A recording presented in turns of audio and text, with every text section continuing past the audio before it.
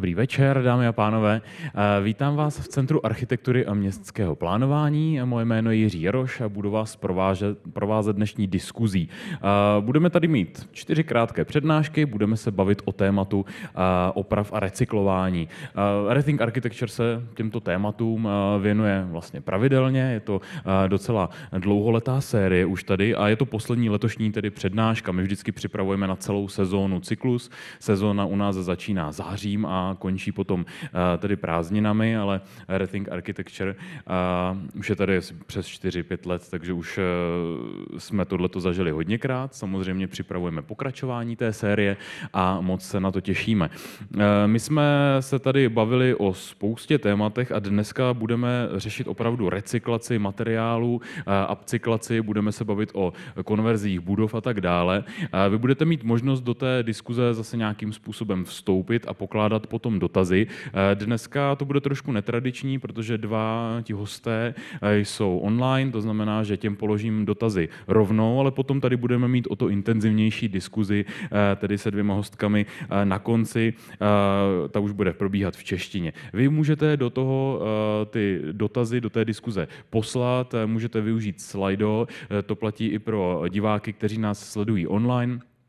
Slido.com, tam pod hashtagem RETHINK ARCHITECTURE se dostanete do opravdu jednoduchého formuláře, kam můžete vkládat dotazy i z telefonu, takže pokud nechcete zvedat ruku a hlásit se, tak můžete použít tento způsob, ale můžete se hlásit a dostanete potom mikrofon. Moje kolegyně nebo kolega vám ho podají a můžete do té diskuze vstoupit. Dneska na to snad bude dost času, takže se tady můžeme věnovat těm tématům opravdu dosytosti.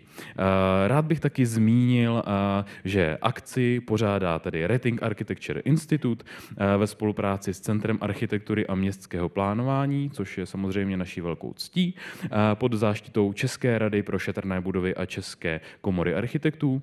A přednáška je realizována s finanční podporou hlavního města Prahy a je součástí projektu Live Clim Archibase, který je kofinancovaný Evropskou unií a Ministerstvem životního prostředí. Jak jsem zmiňoval, čekají nás 4 krátké přednášky, budeme mít vždycky 15 minut. První 2 speakeři budou online. Úplně prvním bude Olaf Gravert, architekt a partner ze studia B+. I will try to ask him if he can hear us. Olaf, can you hear us? Yes. Yes. Perfect. We can hear you very well. So I will ask you for a presentation. I mentioned that you are an architect and partner in Studio B+, but you are not only architect. You are focused on many other disciplines. You're focused on interviews and political topics. So I guess that your presentation will be more than architecture and more than materials. So we're really looking forward to it, and after your presentation I will be really happy if you will have time for a few questions. So I would like to give you a floor. Thank you very much. Thanks for the invitation. It's very nice to speak. It seems really beautiful, the space. I see it from behind. I thought I'd turn off the light so we have this kind of like evening atmosphere. I will share my screen 1 second. Okay. Yeah, I see it functions. Just have to minimize the window. Okay. So as it was mentioned already, I'm not only part of an architecture practice, which is called B+, which maybe some of you know. You had the Antivilla image as kind of like also the starting image of the whole evening. So B+ is also formerly Brandlhuber+, but I'm speaking on behalf of different entities, also Statia Plus and House Europe. I will explain what it is. And the title of the lecture is From Past Impact to Future Value, and it's really this question. So we live in our today's reality, and today's reality is heavily influenced from the impact from the past, no? So from all the CO2, from all the actions from the past, also from all the buildings that surround us. And the big question is, and I think it fits very well, the topic of rethinking architecture. How can this past impact become the future value? And that's also the topic of the overall lecture and presentation. So to give you an overview, we have these 3 entities, B+, Statia Plus, and House Europe. So B+ is our architectural practice, which is based in Berlin, so not so far away. Statia Plus is our research entity at ETH Zurich, where we are teaching, and House Europe is focusing on politics and is a policy lab. So as an architectural practice, to give you an overview, we have changed. So from previously Brandelhuber Plus, an office founded by Arno Brandelhuber in the early 2000s, we became an office with equal partnership. We are currently 4 partners, and you can see here some of our work, some of our projects. And as a practice, we focus now exclusively on the adaptive reuse and transformation of old buildings. And I will show several examples of our build work. But as I said before, we also have this research entity. So Station Plus is our chair for architecture and storytelling at ETH Zurich. And as a chair for architecture and storytelling, we teach the students not mainly how you design an object like the building, but we try to teach them that they also have to design the story and the narrative. So how can they come up with a story and a narrative that convinces the people out there, not us architects, that we actually need this change, that we need this transformation, or that we need this project to be realized. And we do this by using time-based media. So the students are asked to mainly use the format of video, film, because this time-based media really has a component with it.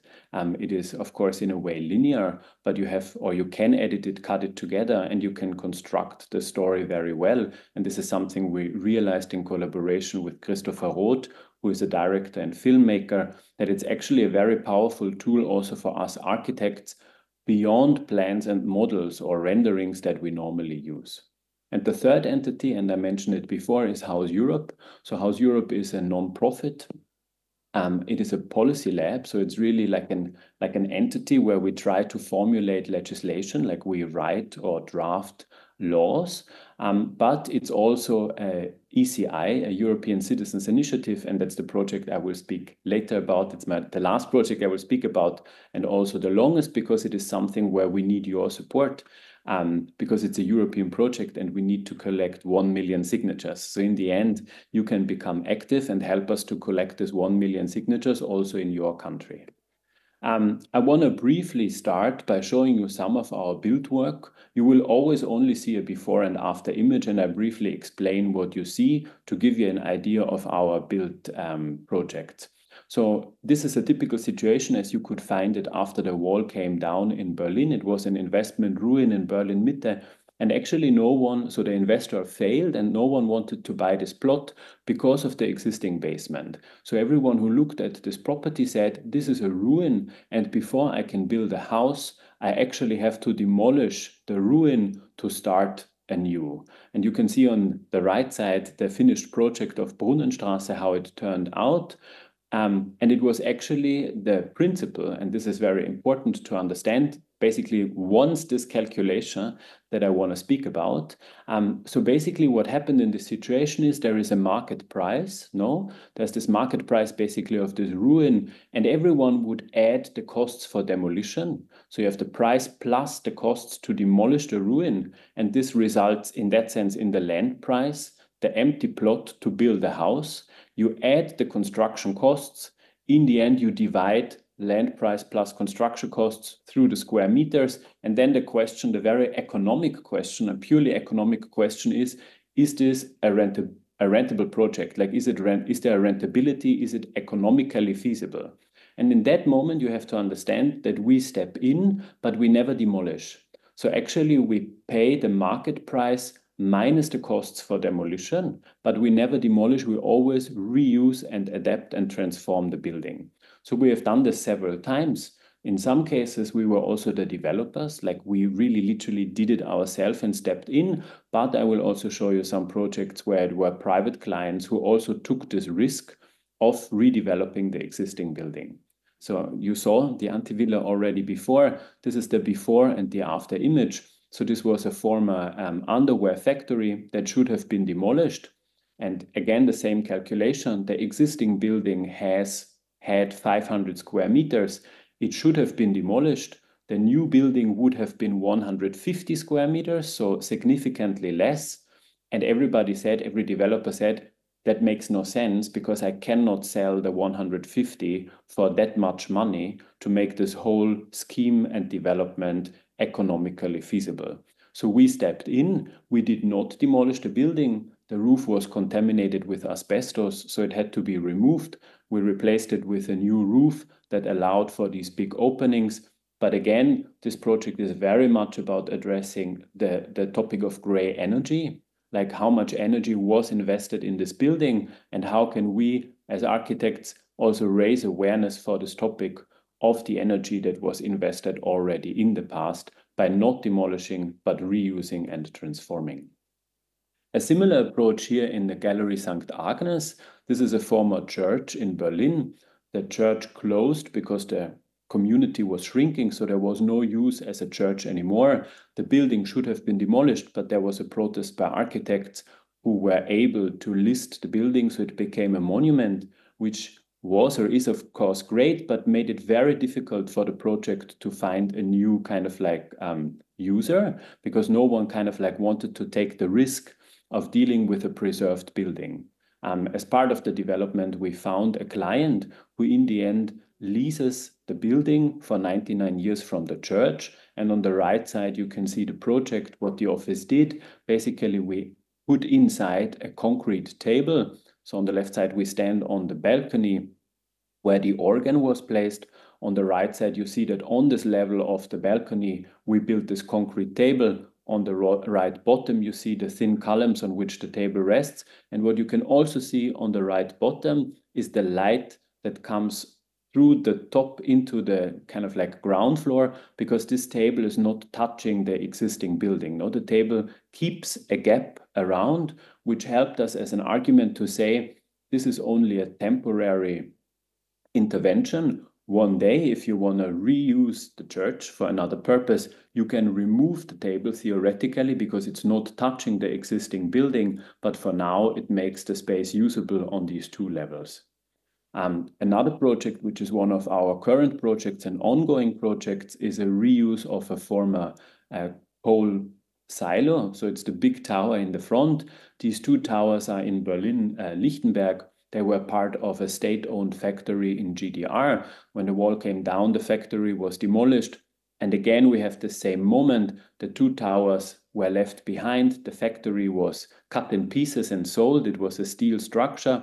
And it was the same moment when basically the system, both the market and politics, kind of like said, this is a ruin, nothing can happen. So it was sitting there waiting for someone to buy it because no one wanted to have it, because it's the same calculation. Everyone said, you have to demolish the towers. It costs so much money to demolish these towers. It's a bad deal. So again, we stepped in at this point. It's two different owners for the towers to buy them for this price minus the demolition costs, and now start redeveloping it as a prototyping workshop, and the other tower also as a workshop and atelier tower. And the last project, the last build project I want to show is a very recent one. It's our first project in the United States. So we were approached by a non-profit art institution. They were able to buy this old limousine garage. So you see a very old picture on the top. So there were limousines parked in the top floor. They were able to buy it. Similar moment, actually, everyone thought you have to demolish it and build something new. But the clients are very aware. It's the dream client that they come and completely understand the thinking.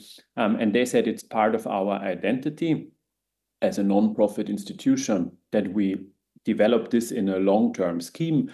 So we were able to reuse the garage. We removed some of the ceiling parts to create a double high space inside and make it usable as a non-profit art center.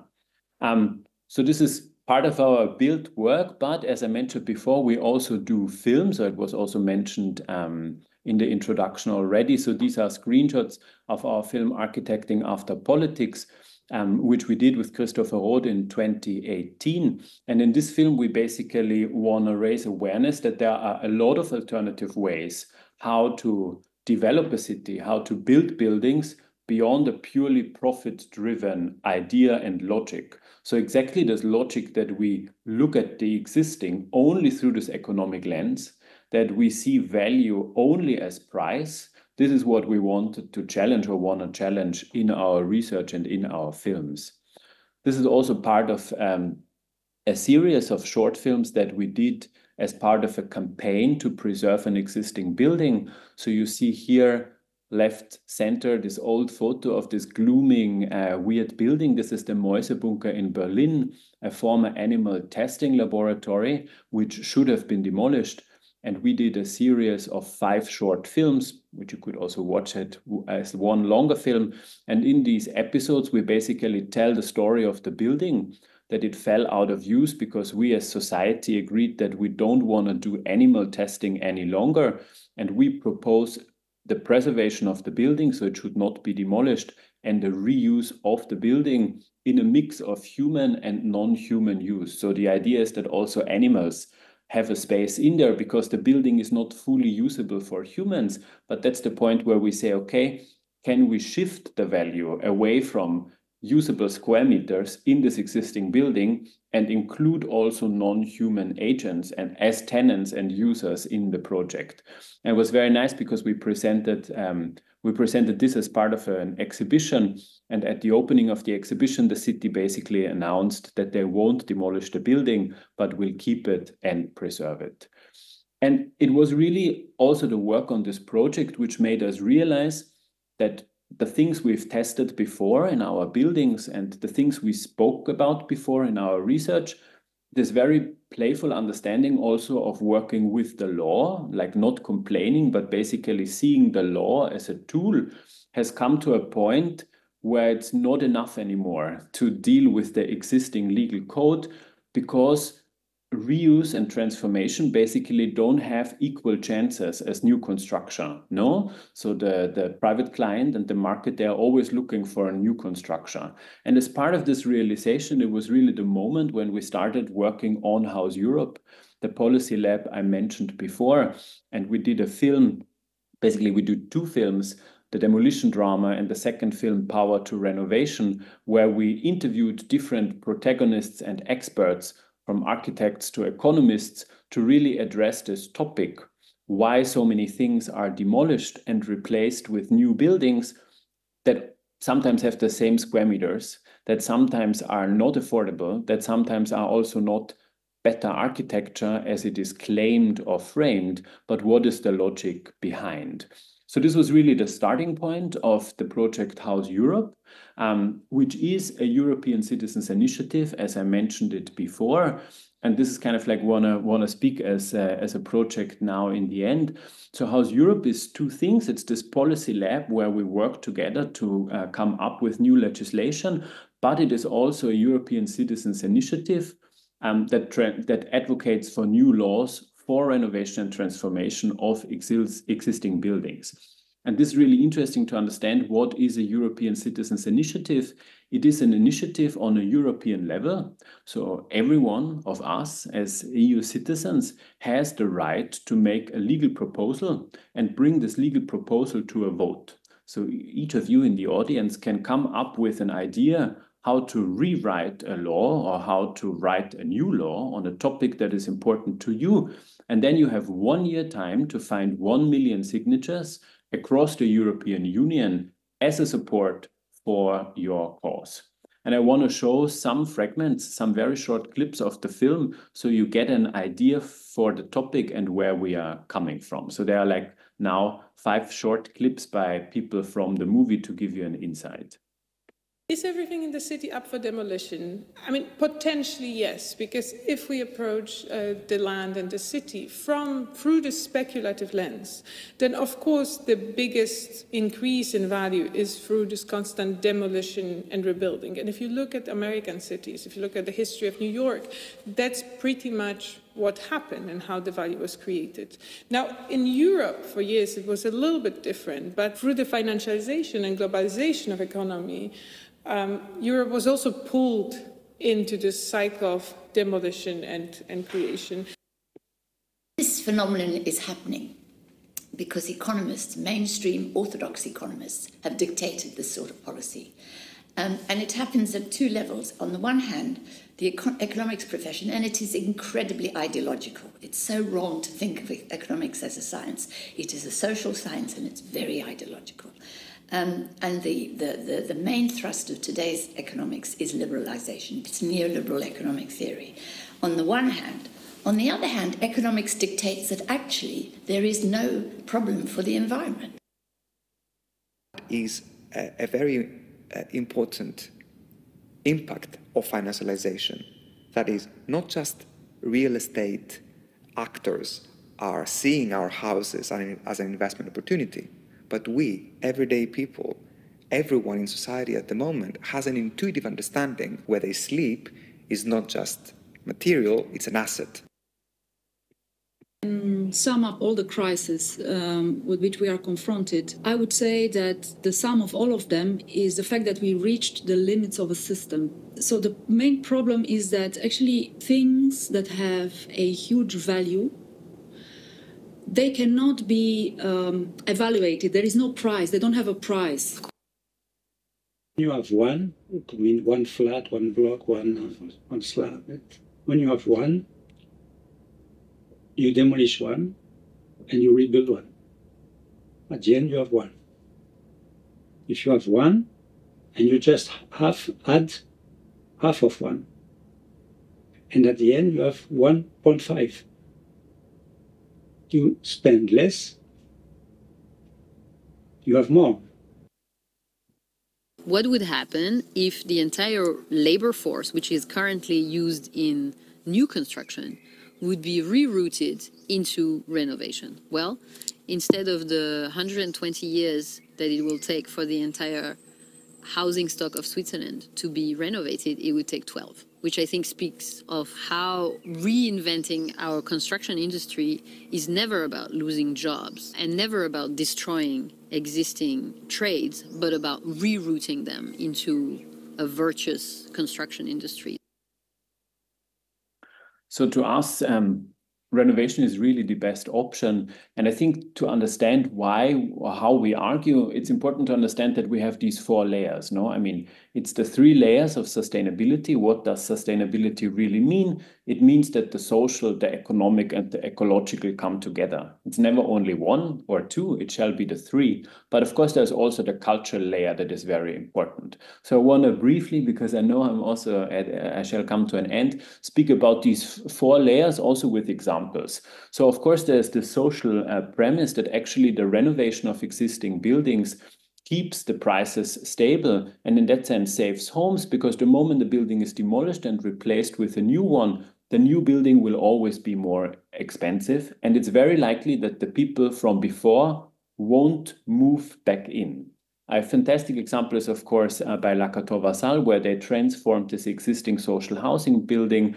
Instead of demolishing it, they added this layer, this balcony shelf in front of it. They created this winter garden. They improved the quality of the apartments significantly, so the people live way better. They improved the ecological value, and they saved a lot of money by not demolishing and rebuilding, but also increased the value of the building for the city.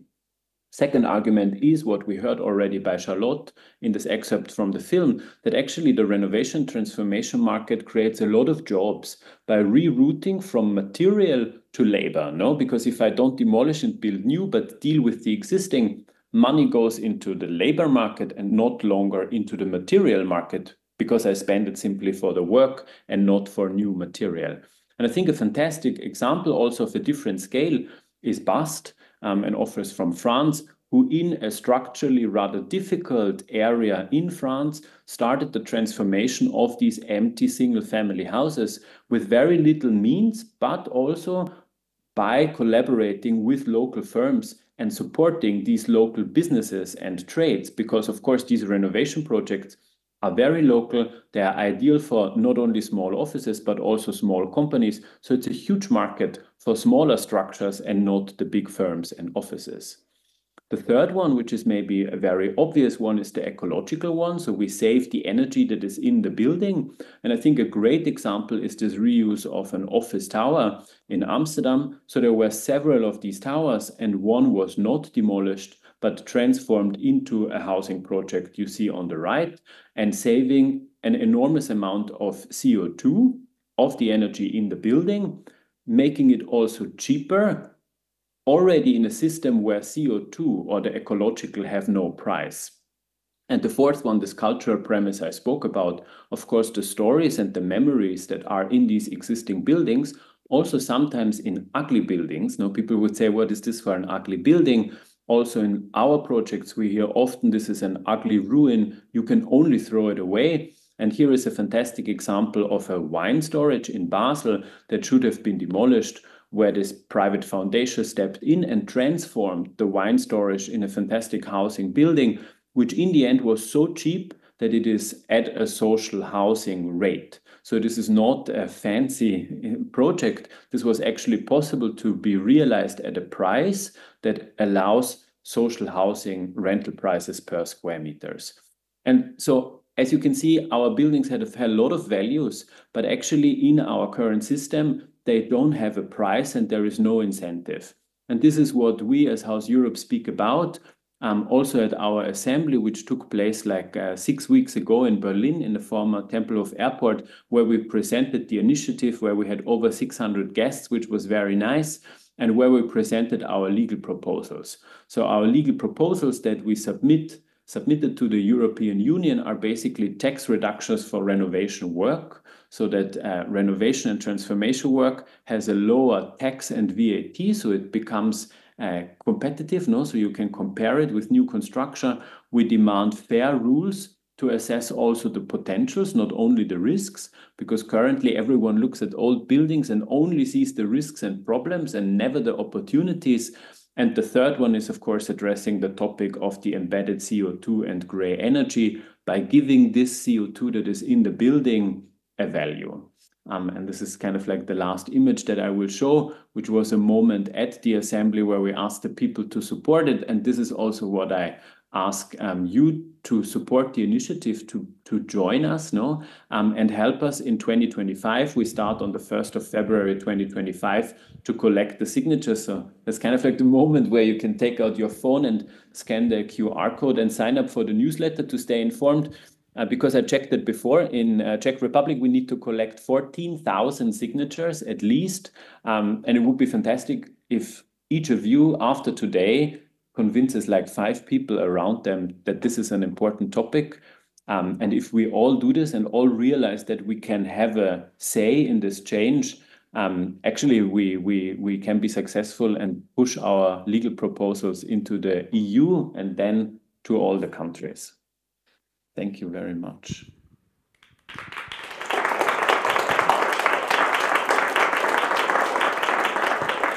Thank you. Thank you very much for your lecture. You didn't hear that, but there was an applause for you. And also people scanning the QR code. So, or you only need 13,900 signatures. Thank you for the lecture. I think it was very interesting, especially because we have really bad housing situation here in Prague, in the whole Czech Republic, but in Prague especially. And I would like to ask you, what do you think about decisions about rebuilding these houses and estates, because it's a difficult decision, and I think that sometimes people are like, they think that if you build something or rebuild something, it's a definitive decision, it's permanent, that you do it for your life. It means like you decide that this building do something, it's the last decision about this building you ever made, because we think that buildings are here forever, because we live so short. And do you think that it's okay to think about buildings like they will be rebuilt again and again and again? Like, okay, now we will decide that people will live here in small units, and maybe someday it will change. Is it easy to do this decision? Is it easy to describe that to officials of municipalities who have these buildings and don't know what to do with them? Because we have this situation in Prague. We have a lot of old buildings, but they're empty, and we don't know what to do with them because it's a difficult decision, and you will have a response from the during the elections, for example. So I think politicians are sometimes afraid of this decision. What's your experience? Definitely, I think that politicians are, of course, afraid. It's also very difficult because what you address, or what we also as architects do, is sometimes low and therefore longer than one election period. So it's also a difficult topic to convince a politician, because it's not so easy to win votes and an election with it, no, because it's maybe too slow. Also, what you addressed, this idea that we have to be open for change or to change, is not something that we really practiced the last decades, no? So we kind of like came to this point that we thought everything is plannable, everything is easy, everything that is new is always safe, fast, cheaper, and therefore the better solution. So when you have also a situation where you ask a client, you have a recycled material or a circular reuse material versus a new material for the same price, they will always choose the new, no? Because we have come to this point in our understanding as a society that we want this new. But of course, it's exactly what you say, or I mean, there is a very interesting quote by a German-Dutch economist that architecture is always a temporary answer to a temporary need. So of course, what we build is only an idea of a moment how we want to live. And I think that especially the last years with all the crises, now everyone speaks about all the crises all the time. If we take a step back and think, okay, what have we learned as architects, is that our needs as society are now changing faster than one building project. We as an office did projects that are outdated after the pandemic and the war, and makes no sense. So in that sense, of course, we have to change how we build. And I think what we can do there is make politicians or administrators realize that the existing has this potential if they are open to test new things. So go in a dialogue, ask them to risk something, in a sense to allow a prototype which will prove that it is not riskier, that it is not more expensive, that it is not slower for the existing buildings. And I think if we build something new, there is a fantastic concept from Belgium, which they call intelligent ruins. So they say you should build an intelligent ruin, a building that already knows that it can be reused. So you should build it in a way that it already thinks about its future, that you don't know, that we all don't know, no? Which means that floor height should be usable for office commercial living. The technical installations should not be hidden in the core of a building where you cannot access them, although we know that the building technology will have to be replaced. So bring it to the outside, bring it to the facade so it can be accessed. So they have really in Belgium developed now this new kind of like idea of building intelligent ruins, and not making one fixed building that makes sense maybe in the near future, but not for a future society that we don't know. I don't want to ask you what you prefer, but I would like to ask you about the difference between the approach and the process of creating a new building, the new building on the place that maybe there was some old building, or maybe it's a new space, and rebuilding something. What's the difference between those processes from the point of view of architect and art? Like I understand that you prefer the rebuilding process, but do you have the experience of both, or do you think that these two worlds are different, that you have to choose only one, or is it possible to work on both and like it in the same way? Oh yeah, I mean everyone can choose what they want, no? Well, I think that we as a practice find more pleasure, joy and freedom in adapting and reusing existing buildings.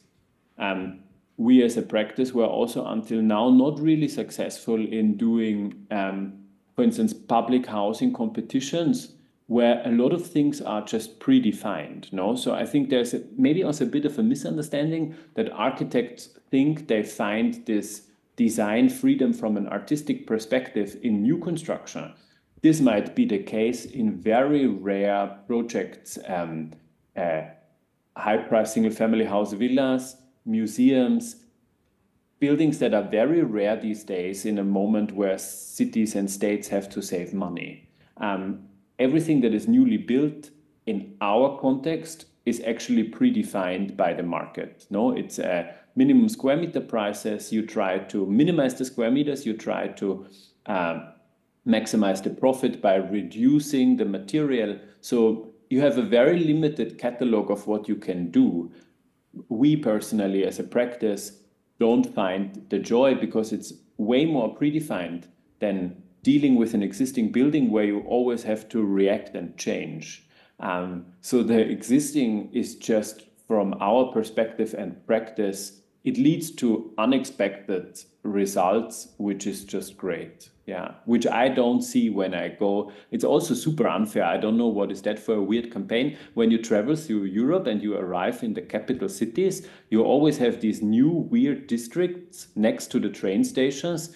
And it's like a conspiracy that they are all called European Quarter. And I'm always there like, why is this the European Quarter? And everything looks identical. No, if I go to Zurich, if I go to Berlin, if I go to Warsaw, I step out and I'm like, what is this? And it's the copy paste of towers to kind of like maximize profit. That's just logic. Yeah.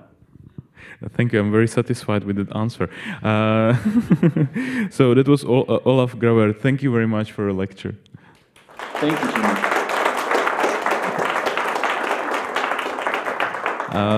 Now, the next speaker will be Julia Moraka, architect from BC Architects, and I hope that she can hear us. Yes, I can. Hello. Hello, thank you. Thank you very much for joining us. Welcome to camp. We're really looking forward to your presentation, and I would like to ask you if you will have time for a few questions after the lecture. And now I give you the floor. Welcome to camp.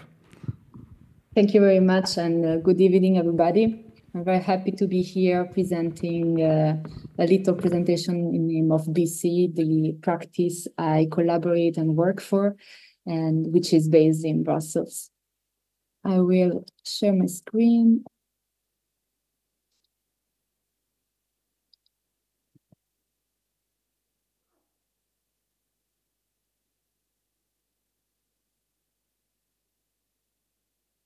So I will shortly present what BC is, and it's a hybrid practice that is based in Brussels.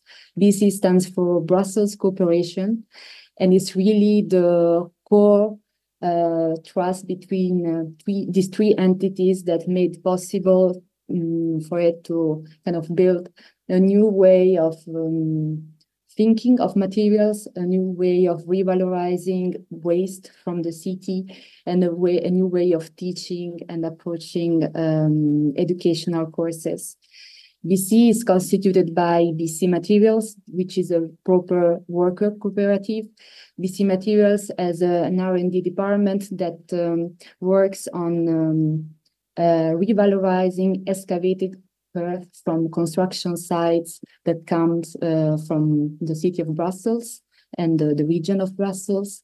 And this raw earth that is tested and unpolluted and mainly clay-based is then transformed into raw earth blocks and other earth-based materials such as earth plasters that can be used and infinite times because they are completely circular and not fired.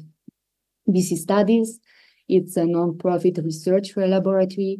It's the part of BC that teaches to students, that organize workshops for the curious ones, and it's really engaged in transmitting a different and more sustainable way of building, different from the conventional ones. And finally, BC Architects, that is a more proper architectural office that kind of gather all this knowledge that we collect together in real architectural projects. The three pillars upon which we base our projects are these ones: the geosourcing, as I already mentioned. Whenever then we need to insert new materials in our projects, we try to look at biosource materials, so wood or other hemp-based renewable and biological resources. And whenever we have to deal with renovation or existing situation, we look at urban sourcing, so therefore using what is already there, repurposing it, and giving it a new life. For the purpose of this presentation, I will introduce two main projects that have been accomplished in the last years. Actually, only one is completely finished, and this is U-Square, which has been followed mainly by another colleague of mine, and I will represent here for you, and Manchester, which I'm more involved with, which the construction site will start next year, sorry. Both projects are based in Brussels and strive to use local materials, and are both renovation projects. U-Square is the reconversions of the former military barracks of Ixelles, a neighborhood in Brussels, and it was reconverted for creating spaces for the ULB University of the city. The site has many buildings, and the ones on Boulevard Général Jacques have been just accomplished. They have a very beautiful heritage, and they used to be military barracks, so they were quite enclosed and less accessible for the public. Therefore, one of the aims of the project was to make the site more open, accessible to the city.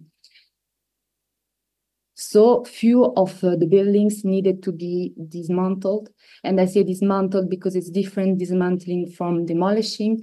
And therefore, we had a kind of quarries of materials carefully dismantled that were there and useful to be used in the renovation of the other buildings. These are some of the materials that have been then re-employed.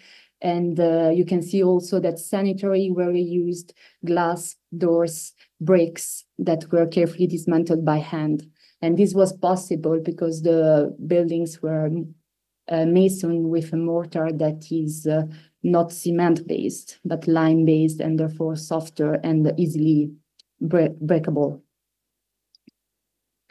The results shows the scars of what was there and what has been rebuilt with what was dismantled. Here you see the entrances made of reused bricks, and the interior finishing made with the clay plasters that I mentioned before. Clay plasters that are also very good in regulating humidity and therefore guaranteeing indoor comfort.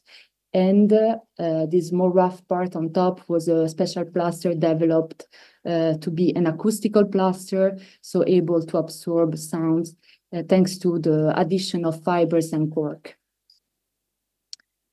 Broken window sills that were implemented in the floors. And whenever we needed to add new partition walls, we used hemp lime material, so a mix of hemp chives and lime, while also you can observe the stone plinths that were also elements coming from the demolition of the small buildings next door. Hemp lime, which is a natural insulation alternative that is put in place, as you can see, with formworks and by hand. And for us, as for BC architects and studies, try to collaborate whenever there is an occasion on construction site to teach people, to teach students, to teach whoever wants to learn about the different way of techniques. And the construction site becomes an occasion to share this knowledge. And these were some pictures taken from one of these workshops. Second project is Manchester, that is still ongoing. And again, it's the reconversion, requalification of another site that has an industrial past. It's located close to the Canal of Brussels. and configured with many buildings that need to be renovated, and they are still used nowadays by different organizations, workshops for wood and metalworking, artists, dance schools. But some of them, especially the red ones on the street side, will need to go because they are too much in bad conditions, and the city of Brussels asked to demolish them. So we were called to make a proposal to refurbish this beautiful heritage, industrial heritage, that of course will be preserved. You can see here the steel structure, the brickwork, and the inner courtyard that are now very mineral and full of polluted soil that will be green again and open to the public. This was one of the first sketches during the competition phase, and you can see that the new buildings towards the street will take place instead of the old ones. And this is the building that we call the plinth. Then there is the hangar, which also hosts the concert hall. There is a raffinery building and bodega, and these three will be just renovated and preserved as much as possible. You might know Rotor. If you don't know Rotor, it's an organization in Brussels that is the one that intervenes before the demolition of any existing building. They do a great work because they do always an inventory of the materials present in the buildings that will be dismantled. And they really list dimensions, quantities, the potentiality of how much and how can we reuse the materials. So when we received the project, we got also this inventory, and it was for us a precious tool to actually put in place materials that were already present on site, and therefore minimize the outflow, inflow of new materials. And the majority of the volume of these materials, of course, is again bricks. Since the former buildings are built with lime mortar, we prescribe to dismantle the bricks carefully, and these bricks will actually build the new facade of the new street-facing facade of the plinth, which is a particular building that will host a double height space as a neighborhood hall, and for which we studied a particular structure made of wood and hemp lime. This is the plan, where you can see the rounded column made of massive bricks. Again, they will be masoned with lime mortars, and we thought this facade, thinking on how we can reuse the bricks by kind of achieving the result we aimed for, having these smooth and welcoming entrances, and we tried to think how we could achieve this without custom-made bricks, but actually just polishing the one we had. So the idea of creating these columns and just polishing them in the rounded shape of the desired design.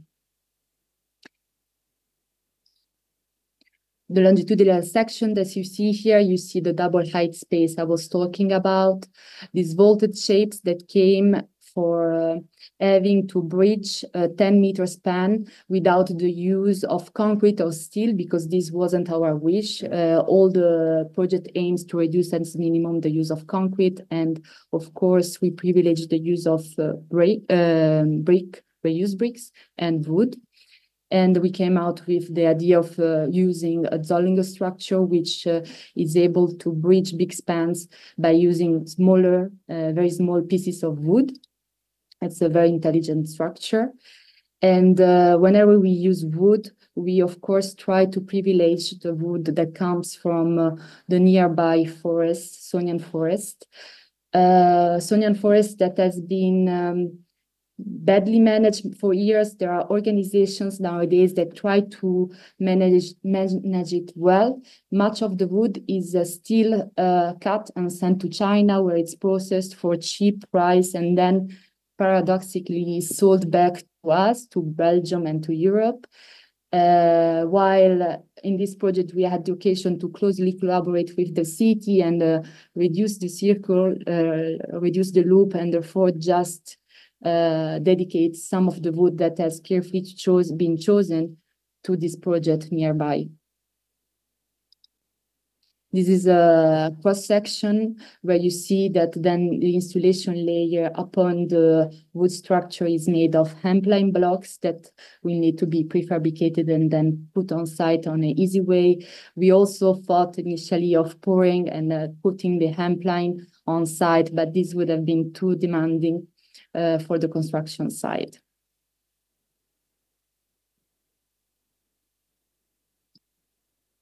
And final note, it's about raffinerie and bodega, two buildings that will be just insulated, refurbished, and basically just a bit of care will be given to them by insulating them and putting new windows and keeping the few original concrete frames windows that are still present. And this is Bodega, which has steel frames windows, and will also host atelier workshop spaces. And this now disused building in the city, and will become a new hub for creative activities.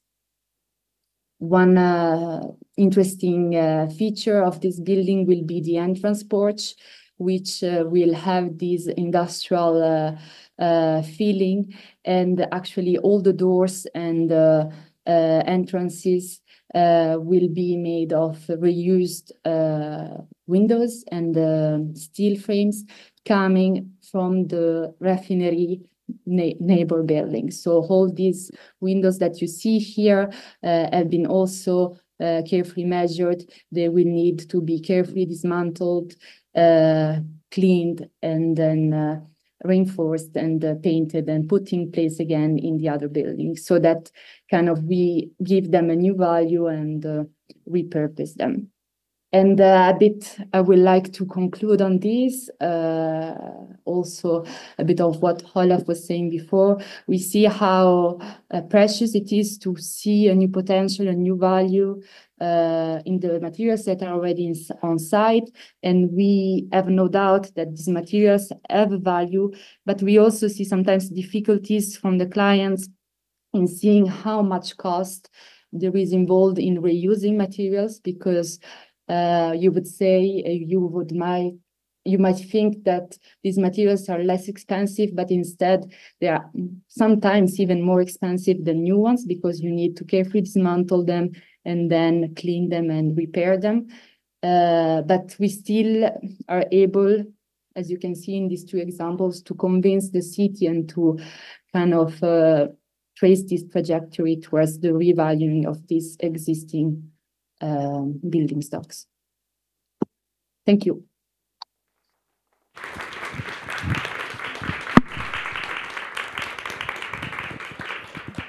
Thank you very much for your lecture. About the last picture you have showed us, about the doors and windows and everything, these things, you were able to refurbish them? These were originals? These were the original ones, and this is a project that needs to start. The construction site will start in January 2025. So now we are prescribing this. We are describing how to put this in place. And yes, the idea is that when the dismantling will happen, we will carefully store them, and then they will be refurbished. Yes. Yeah, is it like you are finding ways how to refurbish these things more effective again and again? When you have, for example, this building was relatively huge, so you can see that you find the way how to refurbish one window, and you know that another window will be cheaper and cheaper and cheaper and more effective. Is that the way how it works?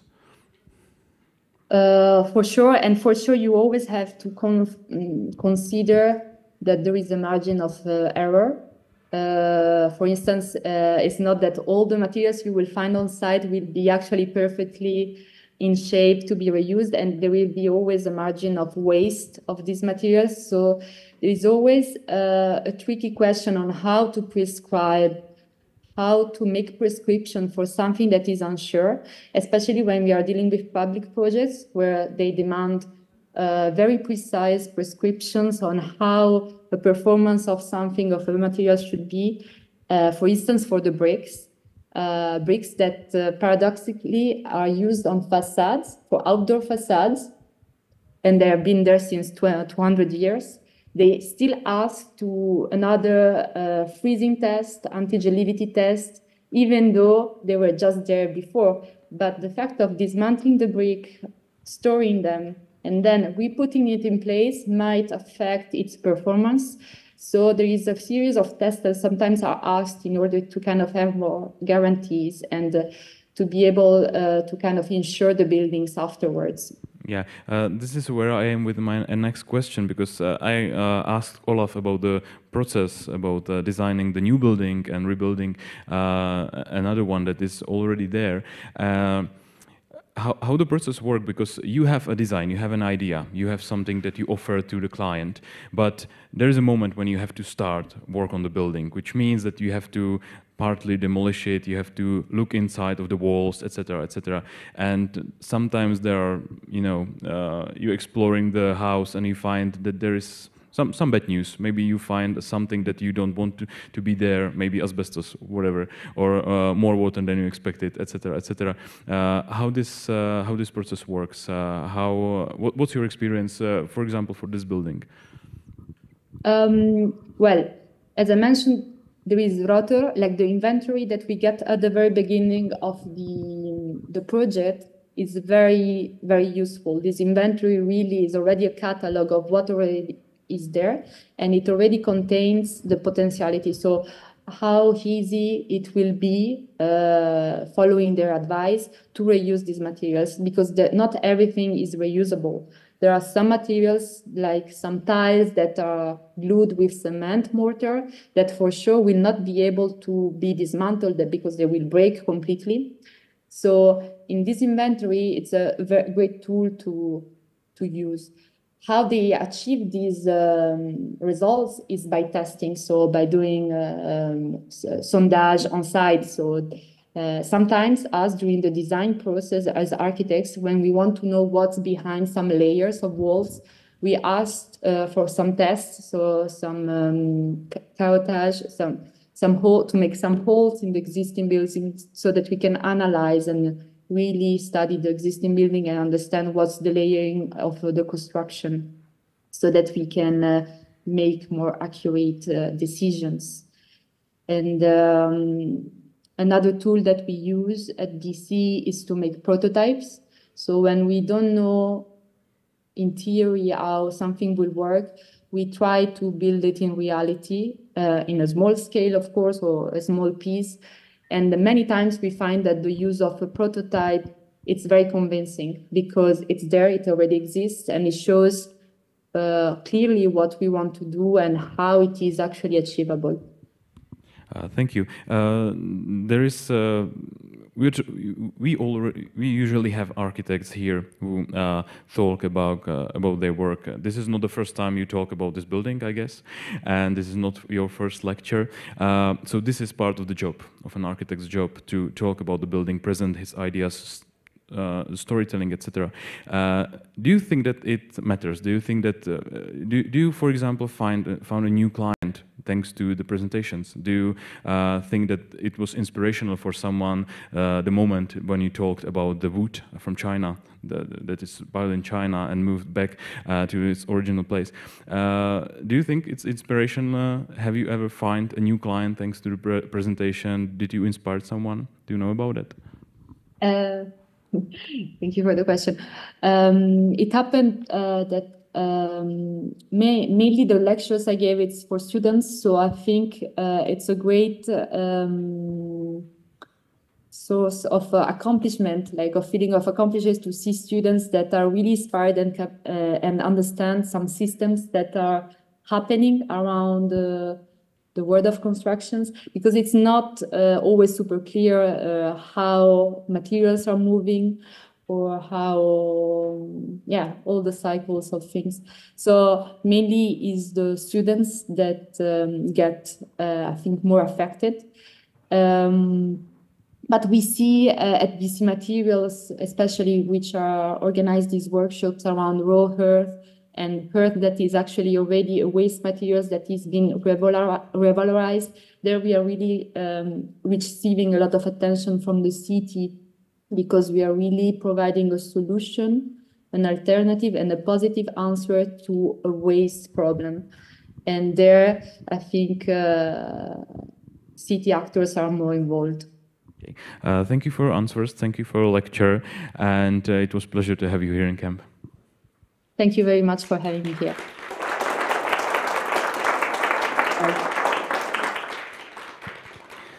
Tak přesuneme se zpět k nám. No vlastně ne, taky to bude trošku o mezinárodní spolupráci. Budeme se tady bavit vlastně, dá se říct, o mezinárodním projektu. Já jsem se díval na titulky, když jsem se připravoval na přednášku, dočetl jsem se o tom, že odpadu dávají nový život s nádechem luxusu a taky, že architektky rozjíždějí biznis s materiálovou reinkarnací, což se mi líbilo teda o něco víc než ten odpad. Budeme se bavit o projektu Novavita, studia Identity Designers, a představí nám ho Ivana Linder, architektka a spoluzakladatelka. Vítám vás v kempu.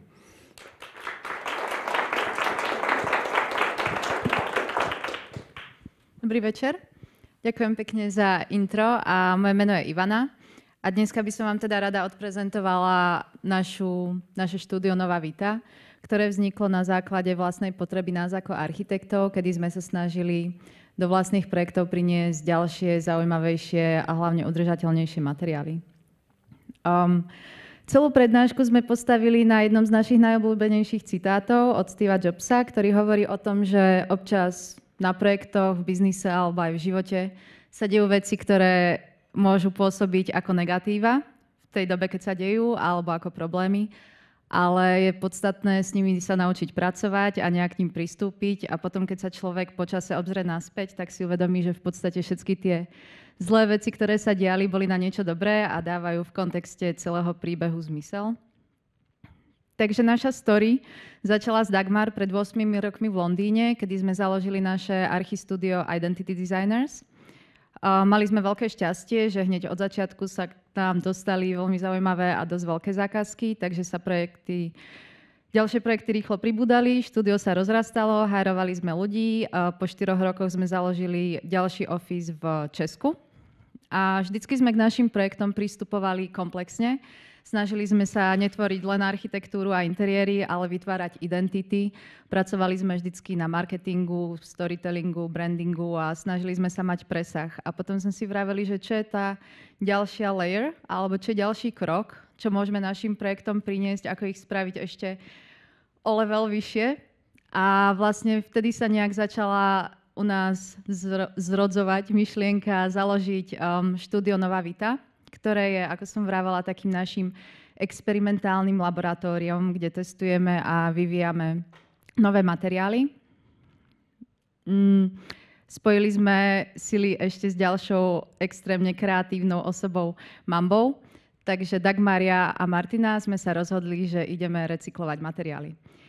Veľmi nám v tom pomohla organizácia Precious Plastics, ktorá je vlastne celosvetová organizácia, ktorá učí komunity a podporuje ich v tom, aby recyklovali miestne plasty. Majú strašne veľa rôznych edukačných materiálov na stránkach, ktoré sme si naštudovali a prišlo nám, že to v podstate není nič až tak zložité. Takže sme si od nich objednali stroje. Vlastne tie stroje pozostávali z taviacej mašiny, ktorá ten recyklovaný, alebo teda ten plastový recyklát rozstaví a potom z lisu, ktorý ho zase stlačí naspäť a vytvárajú sa z toho plastové dosky. Takže sme to mali všetko naštudované a boli sme pripravené na to pustiť sa z hurta do výroby plastových dosiek. Ale čo sa nestalo je to, že nám tie mašiny neprišli. A oni nám neprišli mesiac, druhý mesiac, tretí mesiac. My sme medzičasom už samozrejme mali zarezervovaný priestor, mali sme hárovaných ľudí, ktorí nám s tým mali pomáhať a hlavne sme mali dizajnové produkty, ktoré sme chceli z tých plastov vyrábať, lenže mašiny stále neboli u nás. Tak sme sa rozhodli si pomôcť a kúpili sme si trubu v IKEA a z tých poznatkov, ktoré sme mali, tak sme začali vyrábať také do-it-yourself testovacie plejty. V podstate ten postup bol viac menej rovnaký, ako nás naučili tí precious plastics, akorát to bolo v strašne malom formáte. A my sme sa medzi časom veľmi odvážne prihlásili na design blog, kde sme chceli prezentovať naše dizajnové produkty, lenže sme mali možnosť vytvárať len A4-kové plastové dosky. Takže sme začali rozmýšľať, ako k tomu pristúpime. A čo nám ako architektom napadla prvá vec, bola, že poďme vyrobiť kachličky. Tak sme vyrobili plastové recyklované kachličky, ktorým sme nakoniec ten priestor, kde mali byť vystavené naše dizajnové produkty, obložili. A na naše veľké prekvapenie a veľkú radosť sme mali pozitívny feedback, vyhrali sme hlavnú cenu ako udržateľný projekt, tak sme si vraveli OK, tak asi kachličky sú way to go. Takže potom sme vlastne všetky naše ďalšie dizajny začali stavať na tomto kachličkovom princípe. Napriek tomu, že už sme mali konečne veľké stroje v dielni a mohli sme vyrábať aj veľké šity, ale nejak sme sa ukotvili v kachličkách na ten prvý rok. A to nám prinieslo aj veľmi zaujímavé spolupráce. Oslovili nás ďalší kreatívci, napríklad Alan Prekop nás použil na niekoľkých svojich projektov. A rovnako z Identity Designers sme začali obkladať plastom projekty, ktoré by sa inak obkladali keramickými kachličkami. Takže to bol prvý rok. A čo sme sa naučili za tento prvý rok, bolo trust the process, čo znamená, že občas sa veci nedejú presne tak, ako by sme chceli a občas proste sa niečo pokazí. Ale keď budeme veriť tomu, že ten proces má nejaký zmysel a že nás niekam privedie, tak ten výsledok môže byť, aj keď neočakávaný, ale pozitívny. Druhý rok existencie Novavity prišli neočakávané turbulencie, a to doslova, a to bolo v lietadle, keď Dagmar sa vracala z Brna do Londýna a ona má panickú hrôzu z turbulencií, takže náhodný prísediaci sa ju snažil rozptýliť. Začali sa baviť o biznise, on jej hovoril, že má kaviareň, v ktorej každý deň produkujú extrémne množstvo odpadu z kávy. Tak sa začali baviť, čo keby spojíme ten náš plastový recyklát s odpadom z kávy, čo by z toho mohlo vzniknúť. A tá idea nás tak nadchla, že sme to hneď začali testovať. Prvé vzorky boli hrozné, vyzerali zle, ale potom sme prišli na to, že keď zmiešame vlastne priehľadný plastový recyklát s kávovým logrom, tak vznikne na pravej strane, môžete vidieť, veľmi zaujímavá textúra, ktorá sa dá podsvietiť a pripomína onyx. Takže sme sa rozhodli túto ideu ďalej rozvíjať a vytvoriť v podstate novú radu produktov, založenú na tejto myšlienke. Tá sa páčila aj našemu veľkému partnerovi Starbucks, ktorý sa s nami rozhodol ísť do kolabu na ďalší design blok, tak sme s nimi vystavali tento box, ktorý bol znovu obložený kachličkami, ale v tomto prípade z plastového odpadu zmiešaného s kávovým odpadom. A to znovu oslovilo ďalších kreatívcov, ktorí navštívili design blog, takže toto je projekt, na ktorom sme spolupracovali s pražským studiom School. Strašne šikovní chlapci a dievčatá. A to je vlastne penthouse vo Vanguarde, s ktorým vyhrali teraz množstvo súťaží. Rovnako Plus One Architects a rovnako sme to zase používali aj v rámci našich projektov v rámci Identity Designers. Takže za druhý rok sme si overili to, čo sme sa naučili v prvom roku, že budeme veriť procesu a budeme čakať, čo nám prinesie tretí rok, do ktorého sme už vstupovali s veľmi otvorenou myslou. A v podstate, čo sa stalo v rámci tretieho roku existencie firmy, bolo to, že ako architekti, ako už bolo spomínané aj v prednáškach predtým, sa stretávame s strašne veľa stavebným odpadom. Tak sme si začali klásť otázku, ako by sme mohli tento odpad zrecyklovať a znovu ho použiť, ale úplne v inej forme, ako bol používaný predtým, ako vytvoriť niečo dizajnovo zaujímavé a ako v podstate reinkarnovať ten stavebný odpad do nových produktov. A vtedy sme spojili sily s ďalším studiom, čo sú betonári, a začali sme miešať tento stavebný odpad s betónom, alebo teda s cementovou zmesou, a vytvorili sme tým recyklovaný betón. Znovu sme sa vrátili k našej úplne pôvodnej myšlienke, kedy sme chceli vytvárať produkty do našich projektov a testovali sme hlavne to, aký môže byť pomer. To bolo dosť ťažké a v tom nám veľmi pomohli práve naši odborníci na betón. Aký pomer toho recyklovaného stavebného odpadu môžeme primiešať do tej cementovej zmesi, aby nestratila tie vlastnosti, ktoré potrebujeme, aby mala. A tak sme teda vytvorili niekoľko recyklovaných produktov. Samozrejme to používame znovu aj ako obkladový materiál.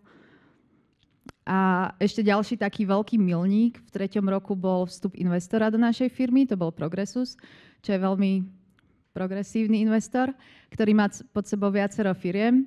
Okrem Novavity teda aj Mikilio, ktorý som sa dozvedela, že tu mali prednášku pred nami. A sú to tiež veľmi šikovní chlapci, ktorí pracujú s myceliom. Ak to poznáte, je to huba, ktorá vlastne požiera odpad a oni ju vložia do formy, ktorú môžete akokoľvek navrhnúť a tá huba vlastne vyplní tú formu, potom sa upečie a je z toho umenie. Toto je projekt, ktorý sme práve navrhovali spoločne s Mikiliom. Inšpirovalo nás k tomu to, že keď sme prvýkrát navštívili ich workshop, kde nám prezentovali, ako vlastne tá huba funguje a čo z nej vzniká, tak nám to prišlo ako umenie.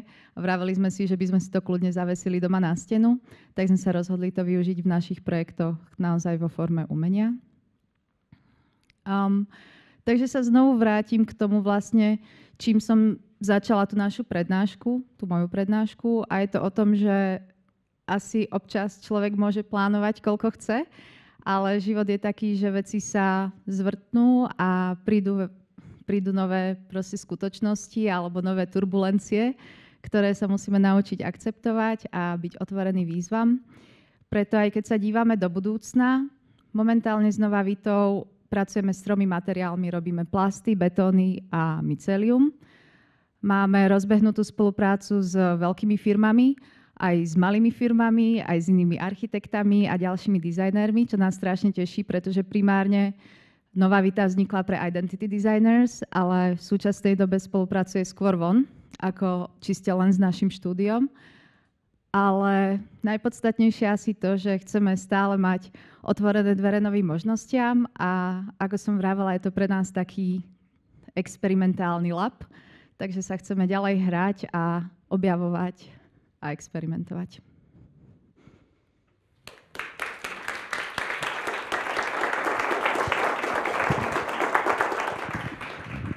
Tak já moc krát děkuju, my se pak do diskuze spolu tady ještě dostaneme, budete moct samozřejmě pokládat dotazy, jak jsem zmiňoval, a to bude už za chvilku, protože nás čeká ta 4. prezentace, kterou jsem zmiňoval. Bude jí mít Karolína Plášková, urbanistka a ředitelka galerie Jaroslava Fragnera. Ona říkala, že je jenom kurátorka, ale ona může dělat, co chce. Takže já ji neochodím o její tituly, protože to i moje bývalá kolegyně tady z Institutu plánování a rozvoje, takže já jí tu urbanistku neodepřu. Ona tu zastupuje ale Magdalenu Uhlířovou, takže pokud jste četli program předtím, tak možná budete překvapení, ale Karolína vám to představí stejně jako svoji prezentaci. Takže já tě tady vítám tě opět v kempu.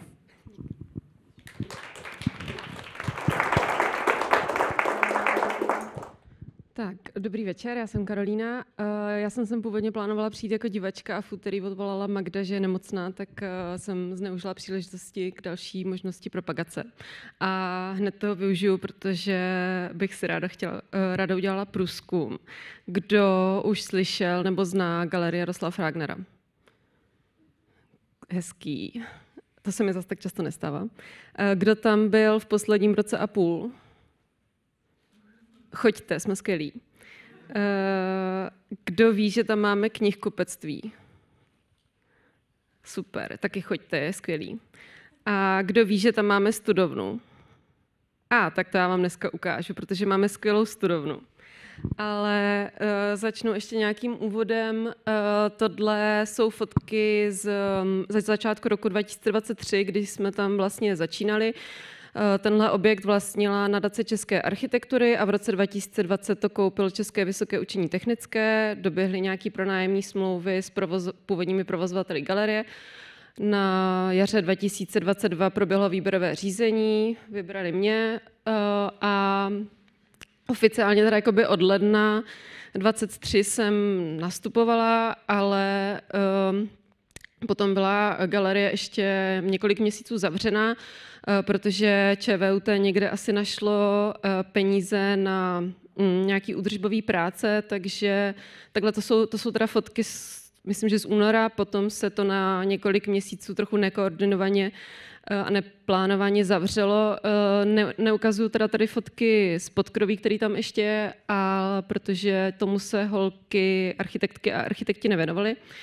Ale ten proces teda vlastně začal nějakou údržbovou prací, která, myslím, stála dohromady asi 1,5 milionu a šla úplně mimo mě. A když se teda dokončila, tak to bylo, myslím, na začátku června jsme otvírali. Zároveň jsme na začátku června vyhlásili open call, ve kterým jsme chtěli najít autory či autorky vybavení interiéru, protože sundal se ten black box, ale jinak tam vlastně vůbec nic nebylo. A protože v podstatě, nebo takhle, České vysoké učení technické hradí můj plat a energie v domě, ale veškeré další náklady jsou hrazené ze získaných peněz, což jsou teď především kulturní granty a ty nejsou bůh ví jak štědré, takže jsme věděli, že budeme muset hodně šetřit, a takže jsme právě chtěli pracovat i s nějakou recyklací nebo darovanýma věcma. Ledničku jsme dostali zdarma, protože nám to člověk nechtěl koupit, takže no ale každopádně jsou tam teda jakoby části, kterým se ty architekti nevěnovali, ale tohle, co ukazuju, to bylo to hlavní, co jsme vlastně chtěli vyřešit a udělat tam nějaký komunitní prostor, studovnu a knihkupectví, a do toho open callu se nám přihlásilo 21 týmů, ze kterého jsme si potom vybrali právě Ruina Office a ve spolupráci s ateliérem Hustle. A jenom jsem ještě chtěla zmínit, že řada těch týmů, který se tam přihlásili, tak nám byly dost sympatický a inspirovala nás to k zavedení nové přednáškové série. V úterý bude když tak 9. vydání, říkáme tomu seance, a právě ta první seance byla série prezentací na reuse a do-it-yourself v architektuře. A tohle je teda vizualizace, se kterou se holky přihlásily do open callu. Od začátku věděli, že chcou pracovat s principy destrukce a upcyklace, což zároveň reagovalo na tu koncepci, se kterou se snažíme pracovat v galerii. Vlastně říkali od začátku, že by chtěli nakupovat materiály na bazarech, na marketplacech a ten interiér pojmout i jako nějakou manifestaci pro prezentaci těchto přístupů. Tady propagace. Ateliér Hustle teda tvoří architekti Martin Odehnal a Jakub Marek, a Ruina Office jsou holky Magda Uhlířová a Adéla Vavříková. Všichni kromě Magdy jsou teď někde v zahraničí a Magda je teda nemocná. A prezentaci mi když tak trochu předpřipravila Magda. Je tam hodně obrázků a doufám, že to zvládnu odprezentovat dostatečně dobře. Začalo to teda tím, že jsme si vyjasnili nějak jakoby představu, co teda potřebujeme a kolik na to máme nebo spíš nemáme peněz, a začal se vlastně hledat ten nábytek nebo materiál. Holky a myslím, že teda i kluci procházeli ty marketplacy a hledali různě ty vhodné nábytky, které by zapadaly do té jejich koncepce. Bylo to hodně pestrý, něco šlo trochu mimo mě a nevýhoda byla, že ty materiály potom byly jakoby na různých místech u různých subjektů a museli jsme, nebo oni po ně potom buď jezdili jakoby na různý místa, nebo jsme prostě objednávali v podstatě po jedné židli, po 2 židlích. Platili jsme nějaký náklady navíc za dopravu, byla to nějaká byrokracie navíc. A ještě si neodpustím teda, protože to byla moje práce, že v té době vlastně byli všichni studenti a tu práci dostali zaplacenou normálně na fakturu, ale tam je nějaký limit pro studenty, který si můžou vydělat, aniž by to, myslím, museli začít danit. Takže se vlastně jakoby, nebyly to takový ty dodavatelé, kterým bychom prostě zaplatili velký balík a v tom oni by dodali ty služby, ale vlastně my jsme byli ti, kdo potom nakupovali ty jednotlivé nábytky a byla s tím nějaká práce. A protože oni objížděli i jakoby soukromí prodejce, nebo prostě, jakoby, já vždycky říkám vaše babičky a dědečky, který samozřejmě jakoby, neměli žádný IČA a nemohli vystavovat faktury, tak jsme pak hledali způsob, jako jak to dostat do toho účetnictví, aby jsme to mohli vykázat v těch grantech. Takže takhle prostě objeli spoustu míst a navozili všechno do galerie. Právě vyzvedávali i ty staré kredence, o kterých zjistili, že to je jakoby dobrý a levný materiál, který se většina z toho takhle jakoby rozebrala. Vykládali, že jednou vyzvedávali nějaký skříně v paneláku, snesli ho asi ze 4. patra a pak si uvědomili, že to vlastně není tak dobrý materiál, ale už to nechtěli nosit nahoru, tak to myslím odvezli do sběrného dvora. A tohle to myslím, zrovna tato fotka je od nějakého starého páru, kde ten pán byl, myslím, moc rád, že už se toho zbavil a když zjistil od kluků, že to vlastně chcou využít jenom jako materiál, tak jim řekl, že si to musí teda rozebrat někde jinde, aby to manželka neviděla, protože by plakala. Tohle je nějaká trubka od hasičů, myslím. Potom se galerie na několik týdnů proměnila ve skladiště a dílnu. Já jsem vlastně nezmínila, my jsme s nima začali komunikovat někdy na konci léta a věděli jsme, že budeme potřebovat zároveň vyřešit architekturu podzemní výstavy, takže jsme zároveň jakoby najali jako architekty té výstavy o poválečné architektuře a chtěli jsme právě tím i využít to, že část materiálu, která se sežene nebo nakoupí na tu výstavu, tak se zrecykluje potom pro ten interiér a zůstane v galerii. No a tady tyhle materiály, tak myslím, že většina z toho byla buď zdarma, nebo za celkem jakoby nízké částky. Myslím teď hlavně ty kredence, to bylo vlastně vnímaný jako nechtěný materiál, ale problém, vlastně s tím bylo docela dost práce, takže ten materiál nestál skoro nic, ale ta práce stála docela dost a ty architekti a architektky to tam vlastně jakoby komplet realizovali. Máme tam, nebo dělala se tam právě to knihkupectví, takže máme tam spoustu těch židlí, ty jsme vlastně potřebovali i na doprovodné programy, protože jsme neměli kam posadit lidi. Ty židle se většinou normálně kupovaly na bazarech a platilo se za ně. Tenhle ten stůl, teda ten jsme taky kupovali, to je nějaký starý pong a je hrozně těžký a oni se ho právě snaží dostat nahoru, kde na té levé fotce to je jedna z těch podkrovních místností, kterou si proměnili v dílnu. A testovali ten stůl a říkali právě, že ty jednotlivé desky mají různé vlastnosti a nebylo to tak jednoduché s nima pracovat. Respektive trvalo to díl, než čekali a potom prostě s tím bylo víc práce. No, pak se nám nastěhovali i do kanceláře, aby měli ten stůl kam rozložit vůbec. Ale myslím si, že ten výsledek je fakt krásný. Koupil se ten starý hliněný gauč, kterýmu se ještě doplnily ty opěrky a o ty potahy se postarala textilní výtvarnice Františka Benčaťová. A ten stůl je vlastně stojí na, nebo ta deska vlastně, ta kolážová deska, tak ta stojí na dvou starých stolech. Jeden je ten pong a druhý je nějaký stůl, co měl Kuba v dílně. Takže je to takhle jakoby rozdělitelný na kolečkách a můžeme s tím nějak pracovat. A tohle je to knihkupectví, to spolupracujeme když tak s Artmap.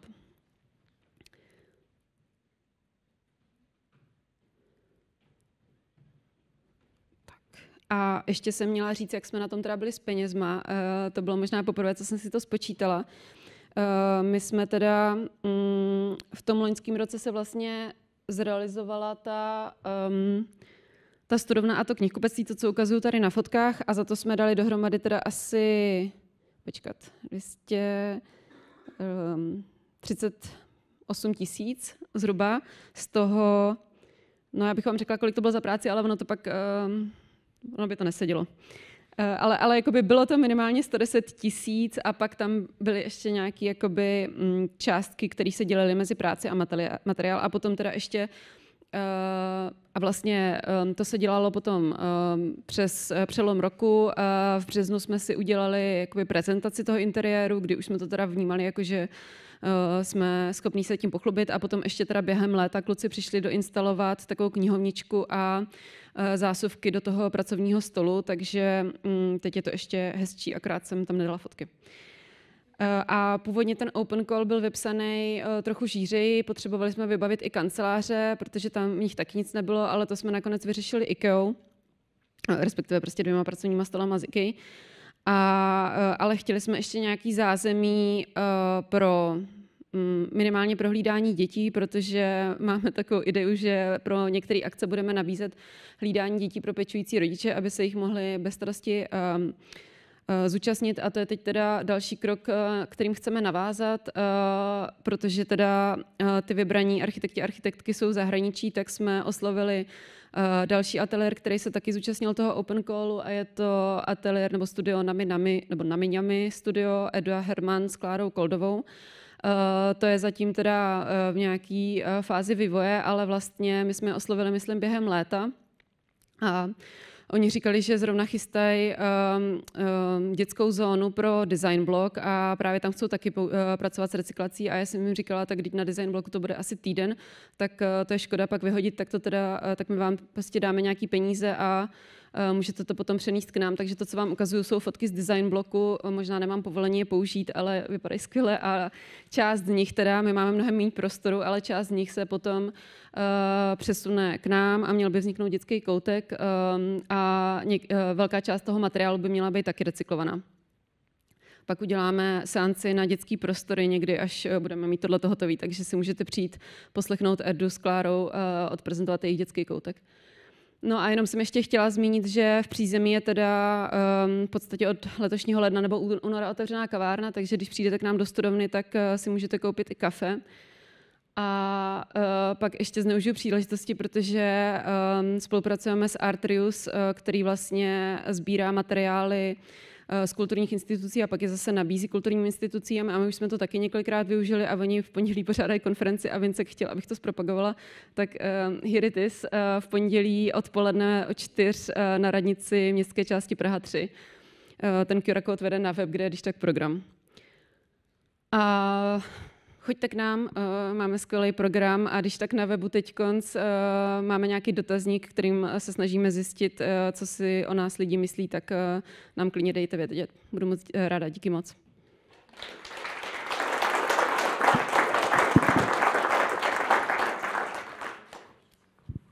Tak já moc krát děkuji, Karolíno. Rovnou tě pozvu sem ke mně do skromného diskuzního panelu a pozvu samozřejmě Ivanu Linder, aby se připojila.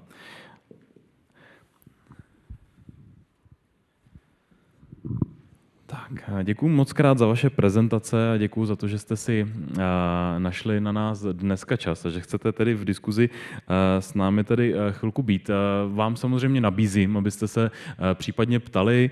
Vy jste posílali, jsem si všimnul, nějaké dotazy pro naše online řečníky. Klidně pošlete dotazy ještě sem teďka pro náš diskuzní panel. Já se chci zeptat vrátím se ještě zpátky k těm obkladům, které jsme viděli. To je samozřejmě hrozně zajímavá práce. Mě zajímalo u toho dekoru, jestli to tak můžu říct, s tou kávovou sedlinou. Tam na těch fotkách to vypadalo, že mají vlastně stejný ten dekor některé, že se opakoval. Jak je to možné? Jak probíhá proces vzniku té obkladačky, když se do ní dává sedlina? Jak je možné, že se byly tak podobné? Asi to bol len očný klam. Oni v podstate, taky sa vám to zdálo, že to tam bylo ako ako prebieha tá výroba, tak ako som spomínala, keď sme si objednali tie stroje na výrobu, tak v podstate každá tá doska plastová je ručne vyrábaná. Funguje to tak, že sa vlastne máme na to také veľké rámy a do toho ručne sypeme ten 100% recyklovaný plastový granulát a medzi to sa práve začala sypať tá káva, tiež ručne. Takže každá tá kachlička je absolútny originál a unikát. a akákoľvek podobnosť je čiste náhodná. To mě právě na tom zaujalo, protože to bylo první, co jsem si chtěl říct, každá je originální a pak na té fotce to vypadalo, že jsou si podobné, takže to mě trošku zmátlo, takže to děkuju za upřesnění. Já jsem se chtěl už těch vašich předřečníků a předřečnice zeptat na tu práci architekta přímo na místě. To je spíš pro Karolínu, protože tady jsme viděli nějaký návrh, který jste dostali do galerie, jak to tam asi bude vypadat, co se to tam asi bude vznikat, a pak se začal vozit materiál, o kterém se vlastně nevědělo, jak bude vypadat, co se kde sežene a podobně. A začaly se zase, jako jsem se ptal předtím Julie, objevovat nějaká nečekaná překvapení nebo nějaké překážky. Jak to tam probíhalo? Protože prodloužila se třeba ta doba, kdy vy jste čekali, že se na tom bude pracovat, v tom smyslu, že se sehnal materiál, se kterým se třeba nepočítalo podobně. Byly tam nějaké překážky v tomhletom ohledu? No, já myslím, že potom ta samotná výroba už vlastně byla docela rychlá. My jsme to spíš drželi tím, že jsme jim ještě dali jinou práci na té výstavě, takže vůbec ten první rok vlastně v 2023 byl takový překvapivý ve všem. A oni zároveň na to měli nějaký vymezený čas jakoby sami za sebe v souvislosti s jinými zakázkama a trváním semestru a tak. A pak si myslím, že spíš se jako exploatovali v rámci toho časového úseku, který si na to vymezili, než bychom na ně my konkrétně tlačili s deadlinem. Takže určitě tam strávili víc času, než původně plánovali, ale jakoby harmonogramově to víceméně vyšlo tak, jak jsme odhadovali. Prostě tam byli víc přes noc. No. Já se zeptám vás, zda máte nějaký dotaz, protože jsme tady viděli vlastně i věci, do kterých teoreticky se můžete pustit třeba i sami. Můžou vás nějakým způsobem inspirovat, tak zda máte k tomu nějakou poznámku. Prosím.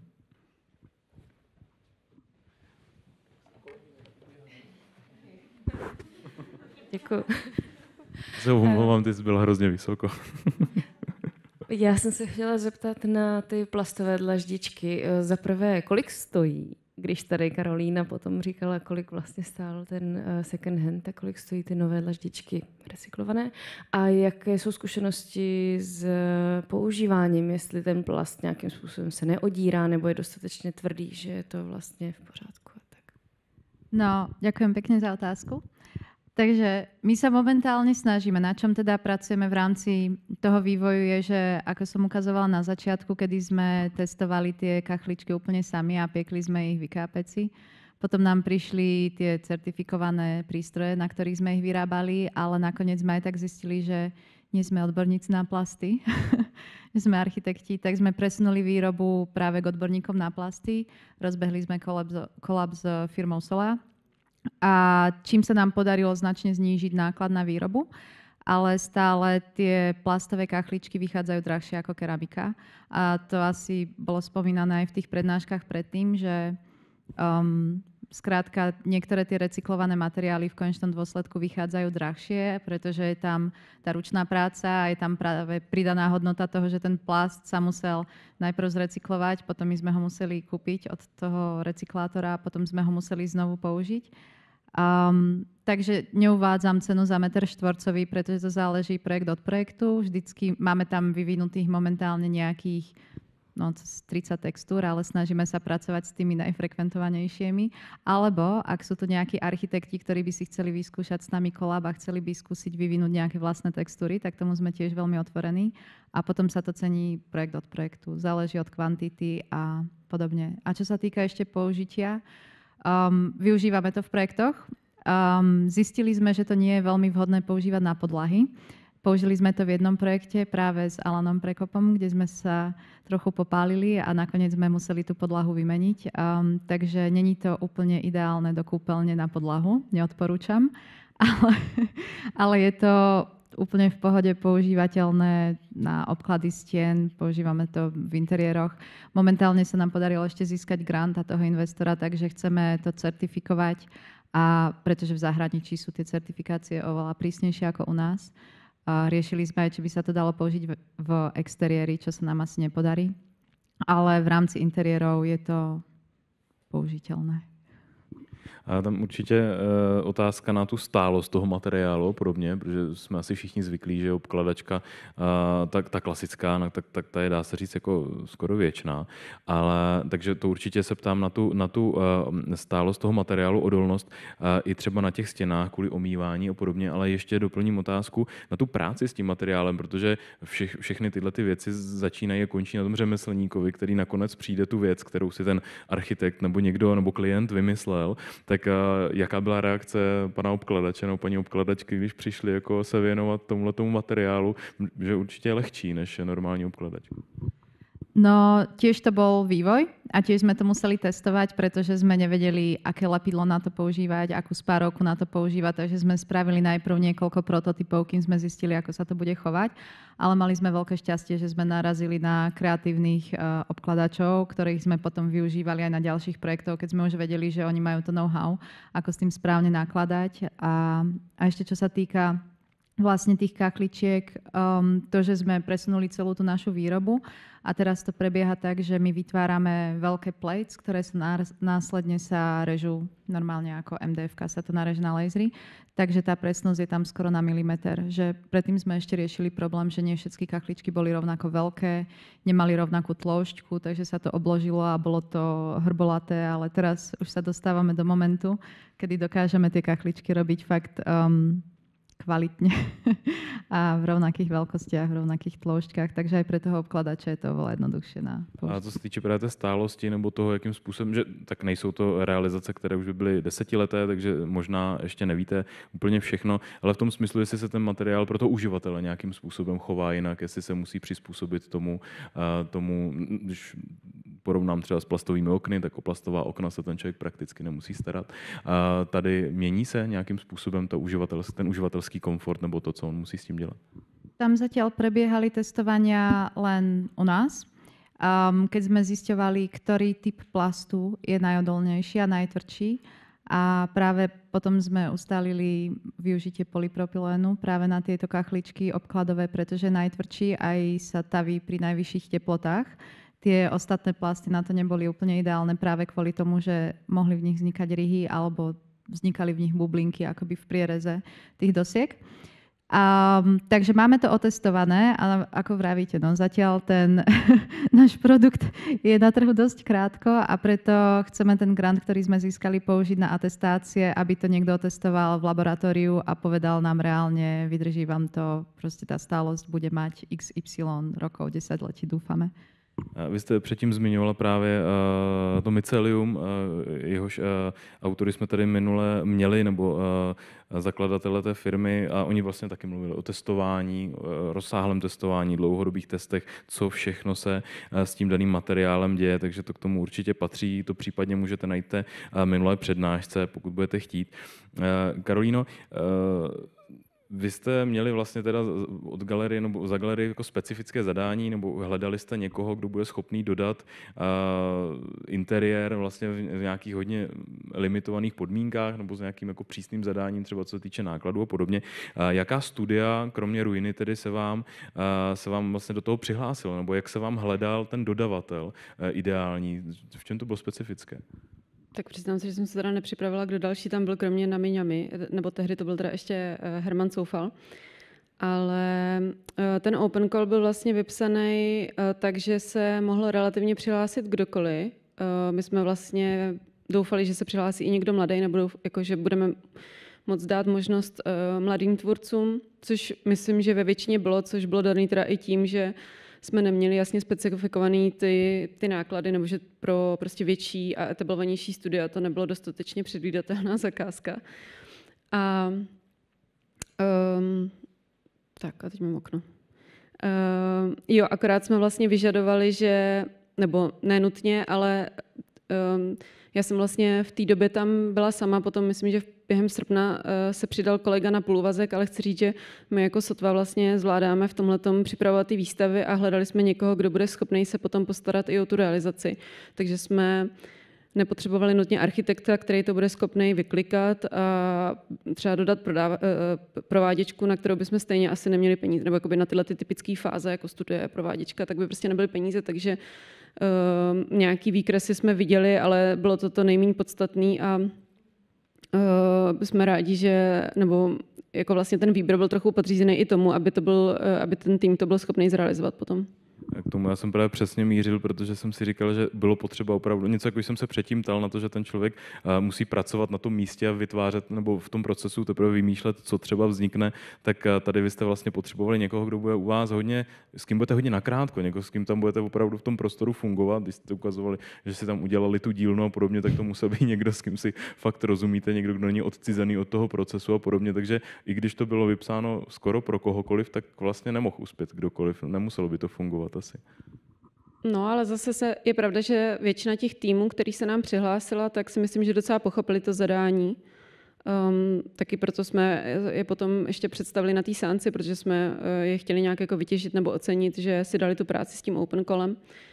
A myslím, že jsme si docela rozuměli, nebo doufám, jakoby, jo, okay, bylo to hodně práce a nebyla bůh ví jak placená, ale myslím, že zároveň pro ně to byla, nebo hlavně pro holky to myslím byla jedna z prvních jakoby realizací, tak doufám, že na to nevzpomínají ve špatným. Vy jste tady na začátku dělali ten průzkum, kdo zná galerii a tak dále. Galerie Jaroslava Fragner samozřejmě etablovaná. Hodně lidí tam chodilo předtím, před tou rekonstrukcí. Jaké byly jejich reakce? Jak se na to dívali?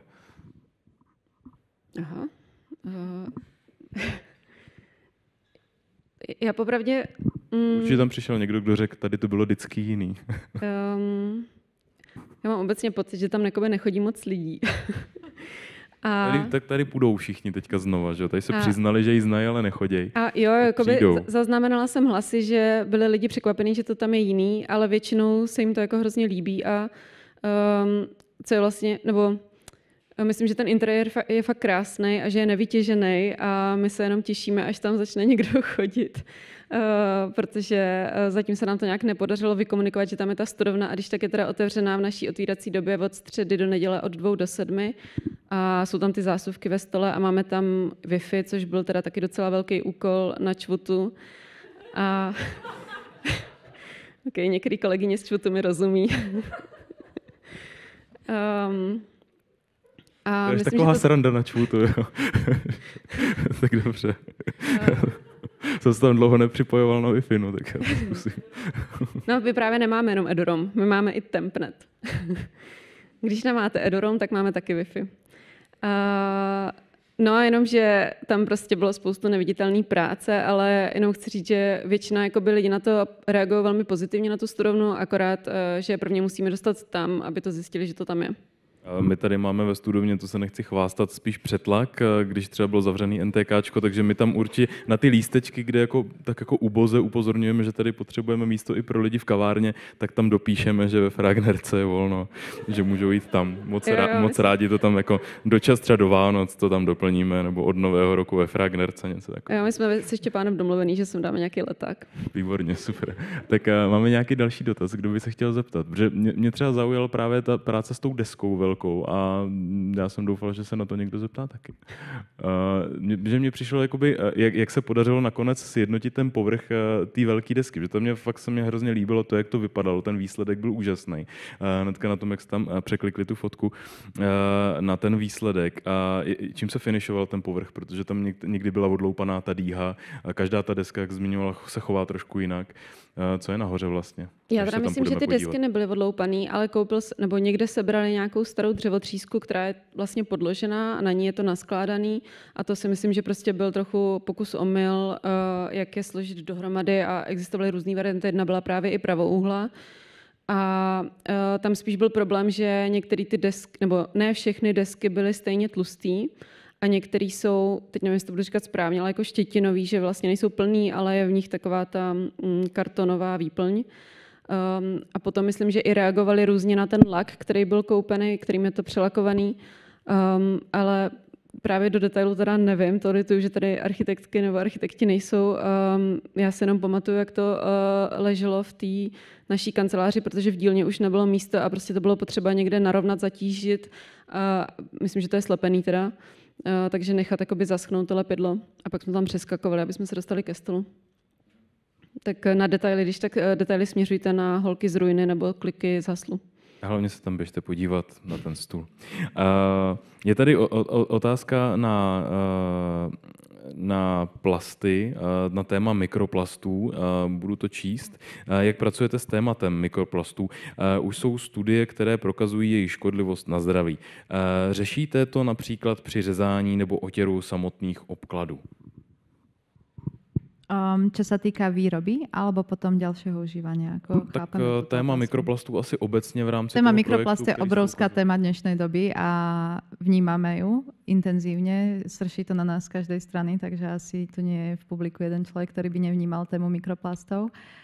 A myslím si, že práve táto téma spoločne s ďalšími témami bude práve to, čo budeme riešiť v rámci certifikácie a tak. Zatiaľ to nemáme otestované a nedokážem povedať, aký v podstate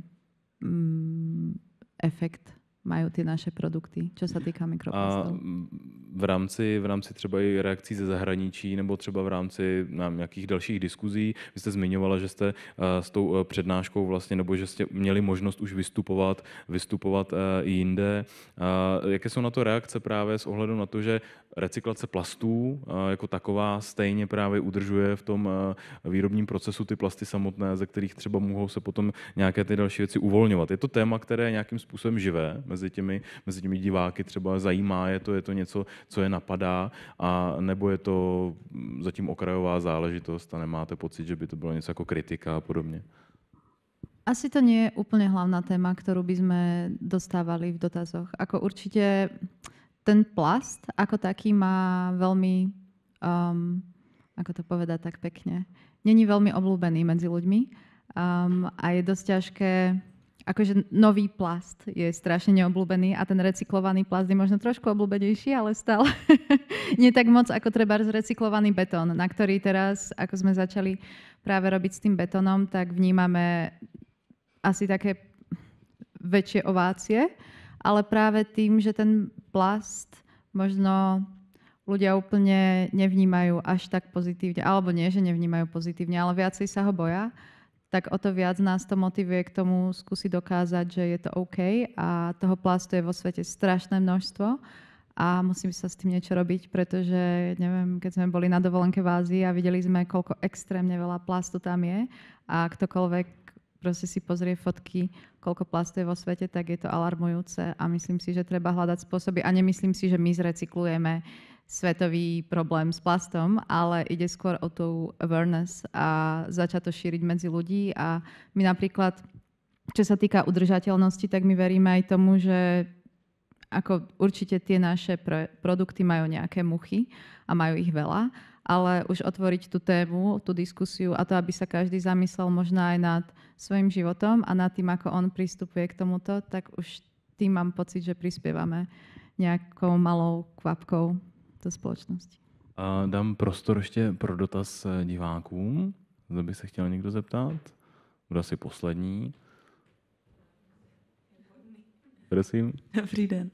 Mě vlastně napadlo k té recyklovatelnosti ještě, že mám takový jako osobní problém s tím vztahem k tomu plastu a ve chvíli, kdy ten plast obsahuje nějakou příměs, tak najednou existují tady ty desky vlastně, kde se míchají třeba barvy a tak dále. Ale jsou to pořád plast s plastem a ve chvíli, kdy tam dáváte nějaký příměs, tak jak to pak funguje s tou recyklovatelností dál? Jakoby zabýváte se i tím, jako vlastně co pak s těma produktama, těma objektama, který vytvoříte? Respektive asi kachličky se těžko odloupávají potom a znovu recyklujou, ale byly tam i nějaký objekty vlastně z těch desek a tak dál, tak na tohle. Děkuju. Určite, to bola súčasť vlastne toho úplne prvotného výskumu, kedy sme zisťovali vôbec, ktoré plasty sú najvhodnejšie na využitie a testovali sme rôzne druhy plastov, kedy sme zistili, alebo vlastne sme sa to naučili už na začiatku hneď do tých precious plastics, že nemôžeme miešať rôzne druhy plastov. Vždy sa musí používať jeden druh plastov, aby sa to potom znovu dalo rozomlieť a znovu rozstaviť a použiť. Dosky s kávovým odpadom, samozrejme už majú tú prímes, ako hovoríte, ale stále tá káva, my sme to testovali, že keď ju zahrievame na teplotu, ktorú potrebuje plast k tomu, aby sa rozstavil, tak ona nemení nejak svoju štruktúru alebo proste svoj charakter. Čiže vytvoríme tú dosku, ktorá obsahuje ten plastový regranulát a kávu a potom sa to dá znovu rozomlieť a vzniknú už tie ako keby zrniečka, ktoré v sebe majú ten plast a kávu a dajú sa zase naspäť dokopy zlepiť. Akože nedá sa to už potom miešať, ani by sme to nemiešali s ničím iným, ale už potom nevytvoríme akoby nový čiste plastový panel, obviously, pretože tú kávu z toho už nikto nikdy nedostane, ale dá sa to znovu rozomlieť, znovu rozstaviť a znovu vytvoriť nový panel, ktorý má v sebe odpad z plastu a odpad z kávy. A inak nemiešame nič ďalšie, ako nepoužívame žiadne farbivá, vždycky je to čiste tie regranuláty alebo tú plastovú drť, čo kupujeme, tak je vždycky 100% recyklovaná vec, ktorá je potom zase 100% recyklovateľná, keďže sa nemieša s inými kúskami. Tak má ještě někdo dotaz? Chtěl by se ještě někdo zeptat? Ještě vám prostor dám. Někdo? Je to poslední přednáška RETHINK ARCHITECTURE roku 2024. Je to poslední dotaz roku 2024. Máte šanci. Dobře, já se zeptám, jak se obě díváte právě, my jsme to teďka tou předposlední odpovědí trochu nakousli a mě to zajímá vlastně vždycky, protože postupem let, jak se o tom tématu bavíme, tak se to trošku mění. Kde se vlastně dneska ten upcycling, recyklace a toho pohybuje na tom spektru, kdy je to pro někoho marketing a pro někoho skutečně už nástroj. Jak to vnímáte? Buď třeba právě v případě Novavity ohledně těch klientů, kteří přicházejí, jestli skutečně hledají nějaké zajímavé řešení, anebo jestli je to pro ně třeba ještě nějakým způsobem, třeba člověk si asi řekne, že pro Starbucks to mohl být nějaký nástroj, jak na sebe upozornit a dát najevo tedy, že má nějaký statement. V případě zase galerie Jaroslava Fragnera pro vás vyloženě upcyklace byl způsob, jak získat to, co hledáte. Jak to vnímáte na tom spektru dnešní doby?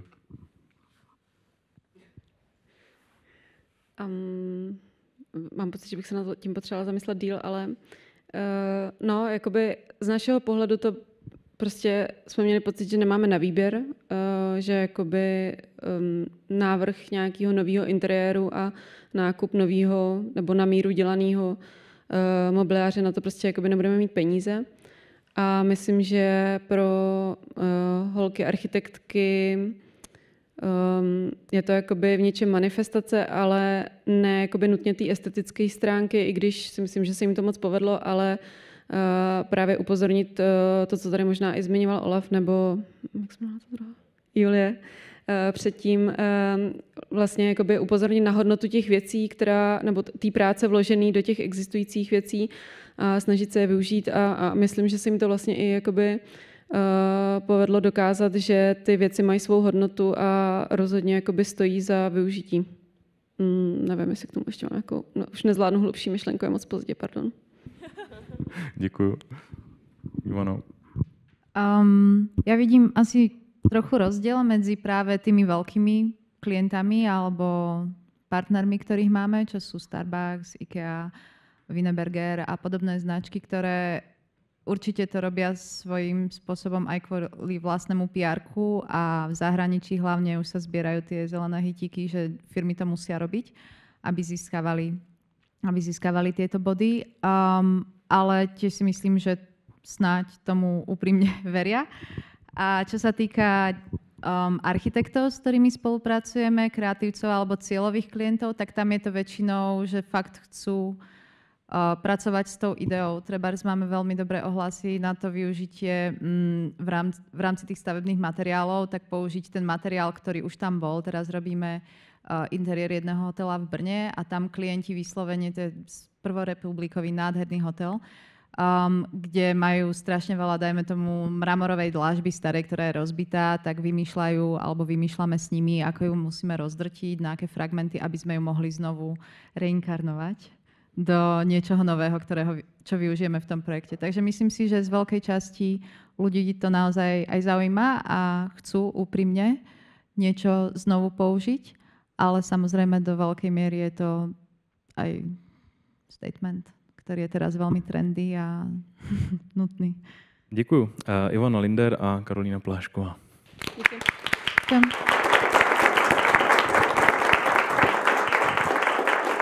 Tak děkuju mnohokrát. Já ještě zmíním, my bychom tady měli mít ještě partnery, kterým tímto poděkujeme a potom se vrátíme ke QR kódu, abyste si mohli naskenovat odkaz právě na dotazník zpětné vazby.